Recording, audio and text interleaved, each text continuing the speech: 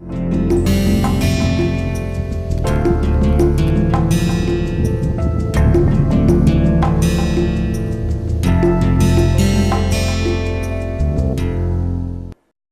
us start this lecture with a concept which were built into our psychic, that is Pancha Mahabhuta. Of course, it is a space and fire, air, water and earth. We are now discussing about water, how to preserve it, how to conserve it, how to use it sparingly so that it will be can be utilized properly and without spoiling its quality. And in the last lecture we discussed about various reservoir systems for irrigations, and also we looked at various kinds of canals or the channels were being built by our ancestors for taking care of water need for both for the cultivation and also for the drinking. Today we will be talking about how they were controlling basically flow of the water from the river and also from the reservoirs. They were using the sluices. Sluices are basically devices in the form of gate or valves through which water flow can be regulated well. Of course, this is the modern way of doing, but in ancient days the people were using that. If you look at, generally this is the embankment which is being placed, and then of course there will be some this is made of generally earth or the soil, and then there will be upstream machinery kind of things, and there will be water which is bodies coming in, and there will be some line tunnel which will be there, right. And this will be the sluice gate which is to be basically placed, and it can be controlled in such a way that you can have flow through this channel or the tunnels which is there to the downstream in the distributary channel or some other channels. And generally these sluices are little bit kept away from the upstream embankment, and the distance is very important for its life and also for its operation. And those knowledge were there with them, because we find lot of evidences of uses of sluice gates in ancient India. Sluices are generally installed at the points of maximum water depth and quite far from the embankment, as I told earlier.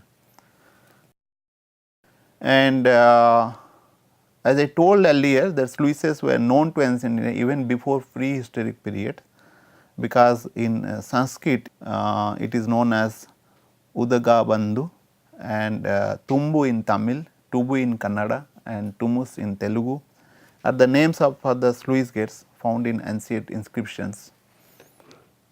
And Sangam literature of the south and later Pandya's records indicate number of construction of sluices to river channels and small reservoirs around the Madurai. The same tradition of building reservoir sluices were continued by the Pallavas and Cholas also. People were knowing how to do, and it was a group of people who were expert and then doing that. And as I told earlier, there was a committees for controlling the sluice and maintaining the sluice in the I think 2-3 lectures back. And the Biraman tank built by Chola Parantaka I around 950 AD was having something 74 sluices, and this was built at the fag end of Kaveri Delta. So, these are all evidences which are historically found, and of course, some of them were not being known to people. And Cholagangam reservoir by Chola Rajendra I was having several sluices and channels for irrigation of a larger area. Let us look at how they were making these sluice gates. Generally, the dressed granite slabs, laterite blocks and plank of trees even were used for making sluices, and ropes were used for opening and closing the sluices. Coconut fibers and the jute fibers were being used for making ropes. The size of a sluice in Siragali, Tanjore district was found to be around 89 centimeter wide and 20 centimeter breadth. And head sluice, which is basically known as mukhavaya in Tamil, it is a salt water regulator made of strong masonry work, usually placed at point where the canal takes off from the river or a tank. The head of water, it is generally constructed above the head sluice with a large mouth through which the excess flow of water will be transmitting that can enter into the canal from the main sluice. And massive head sluice is basically made of a solid granite block which was built by Chola Kolotunga III around 1205 AD, and it is a really very remarkable native engineering work which is still in good condition for supplying water to Tiruchirappalli town from Bayakondam channel that branches off from Kaveri near the Betuba Talai railway station. If you just analyze these things, and also most of the surviving reservoirs built during the early Pandyas around something 700 to 800 CE have stone sluices. The position and the depth of these sluices were very accurate, such that they were providing the very least amount of silt level, because you might be aware that wherever we place a sluice, there is a more chances that the silt will be deposited there, and due to the slow motion of the fluid stagnation of the water. But they were placed a very nice way in ancient time. They were having lot of knowledge with them of placing the sluice gates in such a way that minimum silt deposition will be occurring. And this evidence, and also there are several other evidences, clearly indicate that the engineers in ancient India had a higher level of technical skills. So, let us look at the sluice system, which I will be trying to give a feel that how it is looks. It is basically a single valve system without any mechanical device. It was built of two granite pillars on either side of sluice mouth, and its sizes were varied depending on the depth, right. And basically the distance between two pillars was about around 1 to 1.5 meters.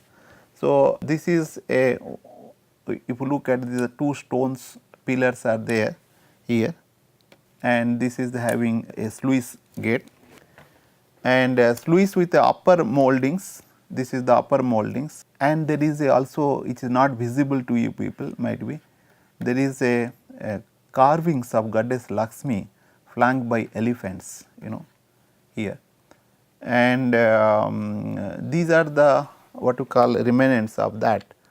And if you look at beside this, there is also some carvings will be here in the sluice, whoever will be donors, their name. I will be giving some evidence which was basically mentioned in the work of Kathleen D. Morrison, University of Chicago. If you look at, this is remnants of a sluice system, and this is the place where you can see that white painted portraits of two donors, right. You can see one is here, another is here, and this is a 5th century Malapanagudi reservoir, in which the masonry embankment with the stairs can be seen. These are the stairs, these are also stairs which are partially buried sluice. This sluice is being buried in that. That means this clearly indicates that people were donating money for building of sluice gates and then embankments and also the irrigation systems. This is the mouth of the sluice where the water will be getting into, and this is the shutter plank. This plank is the shutter plank, and there is a valve rod which will be lifting up and down so that you can allow the water to pass through that. And in modern times also similar sluice gate systems are being used, but not made of granites or not made of stones, rather made of kind of metals. If you look at, there are several embankments in ancient India, particularly for the rivers. What do you mean by embankment? Embankment is basically an artificial wide wall of stone, bricks or earthen mounds, which are built to keep the rivers, canals, tanks from overflowing the banks, right. It impound water and enhances storage capacity of the tank or the river. See, earlier days embankment were made in a better ways kind of things, and this construction of embankment, which is in Sanskrit known as Kritimani Rodasi, goes back to the Vedic era. In Rig Veda there is a description about it, and also in Tamil it is known as Kulai and Arukulai, denote the tank bund and the river embankment. And Junagadh inscription related to the famous Sudarshan lake by the Rudraman I indicates that its embankment of 100 feet thick were made of stones without any gaps. Right, I had mentioned that how they were dressing the stones in such a nice way without modern equipments, so that there won't be any gap in between. Otherwise, the water leakage will be there. And Chola Karikala built embankments of 100 miles from the mouth of river Kaveri in around 100 AD. The excavation in 1915 in Tamil Nadu indicates that canal embankments were constructed with hard lime gravels mixed with stone, and these were rammed enough to withstand the rush of water. Large irrigation reservoir Cholagangam by Chola Rajendra I has embankments of 12.8 kilometers, several sluices and gates and channels. And if you look at the Kathurjodi embankment by Markata Kesari around 1002 AD was built to save the Cuttack city of Odisha from the erosion due to flood, which is still remain intact. Unfortunately, few years back this on the top of it people have made another embankment kind of things because of the sand depositions.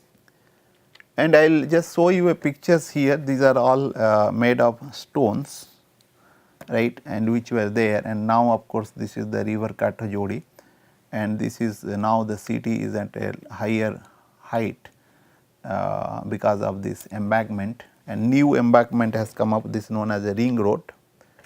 If you look at there is also, I remember that in when they make some embankments, what they do, they keep this embankment on the river on one side, and other side they will be having a provision of inundating the fields, such that during the flood the water will be allowed to pass to the other areas where the cultivation will be going on. So, that silts and other water also will be going and being to the field intentionally, and that helps in what you call having a good crops due to the enrichment of the soils and also the water.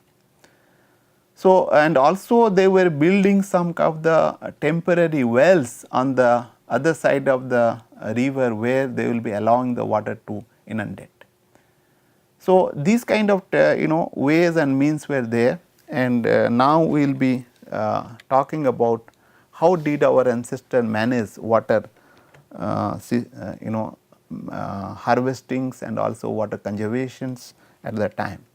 What they are doing, the communities were providing volunteer labor and material contribution for building these facilities for common good. That was the mindset, not unlike in modern days where we always think that that government will do. That does not mean that king or local administrators were not doing anything at that time. They were also helping for the local people for making of initial water bodies. They are paying some money also, the resources, they are mobilizing their resources to build those. But the maintenance always will be the community members, and they conserved and protect the water from pollution, ensured its equitable and fair distribution. That was there, the job was done by the local governance, and also the people were coming, participating in the process. They were owning those water bodies, but today it is not. And glorious tradition of water harvesting by the villagers were talked about in several places in scriptures and also in history books. Community with strong support and encouragement from the state was the need of the hour today, and it was there earlier also. And ingenuity and wisdom of our forefathers who made the harvesting water, its management, an integral part of native culture and community life. So, we need to revive this community life and native culture of harvesting and considering the water as a divine, not misusing it, abusing it or polluting it for the sake of industrialization, for the sake of harboring more money or hoarding the resources. And knowledge transfer from one generation to another was the very important, which was being stopped today, and as we do not have faith in traditional knowledge, and non-commercialization way of solving the problem of water scarcity, like because the today commerce is entering into everywhere. So, what we need to do, Bahujana Hitaya, Bahujana Sukhaya should be the ethos with which we should go ahead. And lesson from ancient wisdom, we can summarize that we should solve the water problem in an integrated manner, not that only the water, but it has to be looked at through the eyes of environment and the other creatures and other trees and other things. Adopt proper lifestyle respecting the mother nature. In each entities of the mother nature are divine, and we should protect it and we should look after them. Meaning of sustainability in modern times should be re-evaluated in light of ancient public works and management practices, because today we are talking about sustainability, but it is not a part of our design and the way of life. Technological developments based on the sound engineering principle integrated with local culture and traditional knowledge system that can be extended useful lives, because that we need to look at it. It is not that we will use the old technology of ancient time, but we need to improvise it. We cannot really do that at this moment, but local culture and traditional must be integrated into that. Active participation of community in solving water problems must be encouraged, and we should come from our heart. And in water stress areas, development of an effective water resource management program is essential and the need of the hour.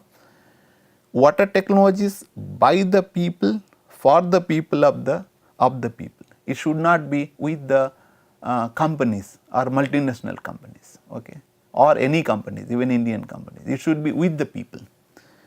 And local materials and local sustainable technologies should be used for water harvesting and water irrigation systems. And now with this, is it possible to use ancient knowledge for the water harvesting and reviving the dead river today? If you look at this is the things, I will just tell you, it is a very dry areas, there were no rivers kind of thing. It was in 1985.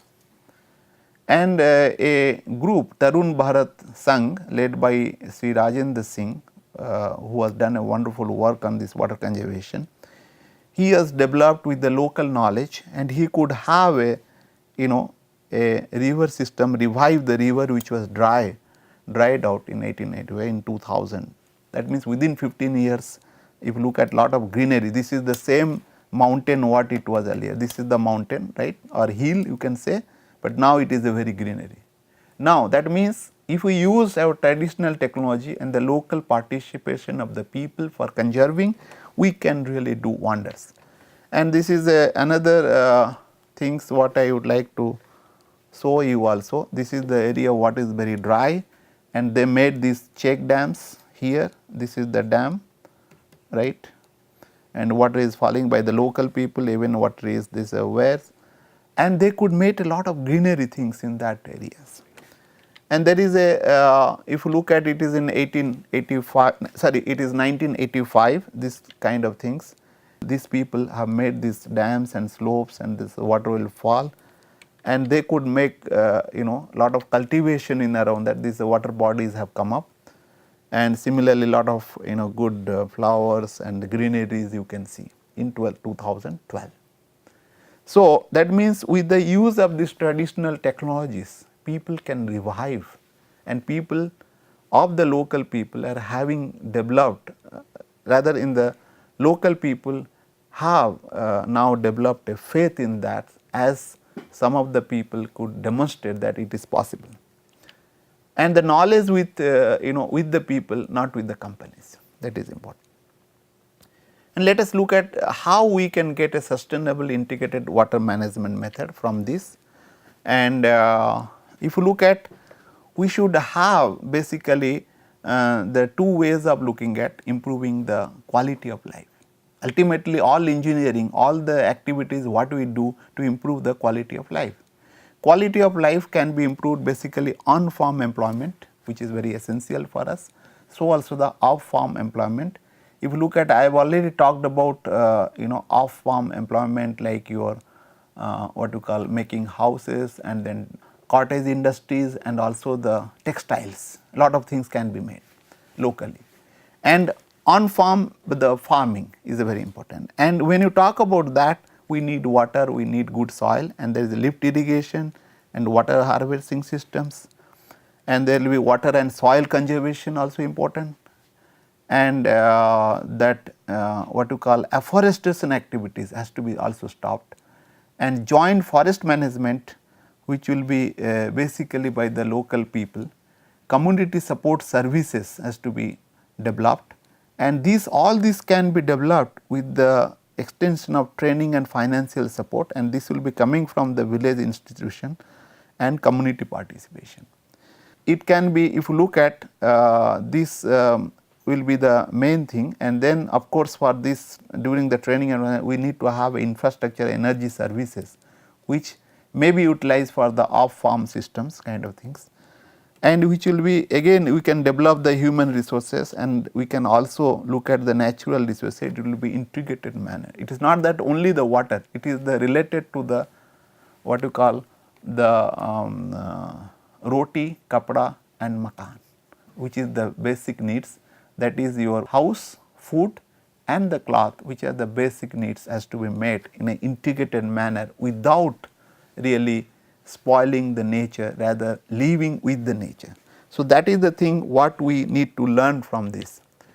So what can we do for the water crisis?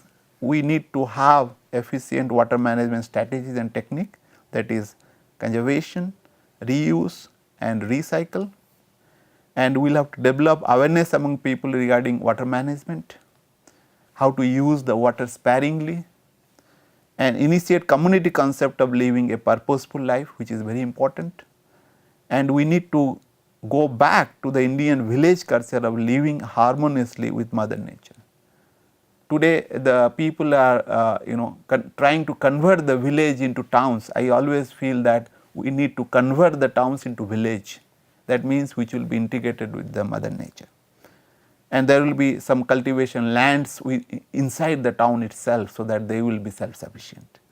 Nature friendly ancient Indian water technologies, access to the good sanitation and drinking water must be nurtured, and rainwater harvesting is very important, that we need to look at, because that is the what you call we need to collect. Unfortunately, because of industrialization we are getting acid rain. Now how we will take care? Basically we will have to stop this industrialization. However, we can go for the cottage industries, and we will have to capture and store rainfall and use it efficiently. Harvest each and every drop of rain and catch it where it falls. एक जो like पानी की बर्बादी रोको, इसके लिए सभी को टोको, बचत करोगे बूंद बूंद की, अपने मन में ठानो. So with this quotation from a poet, I would like to stop over here. And water is precious, we need to conserve it, we will have to use our ancient technologies and also the way of life, live with the nature, not against the nature.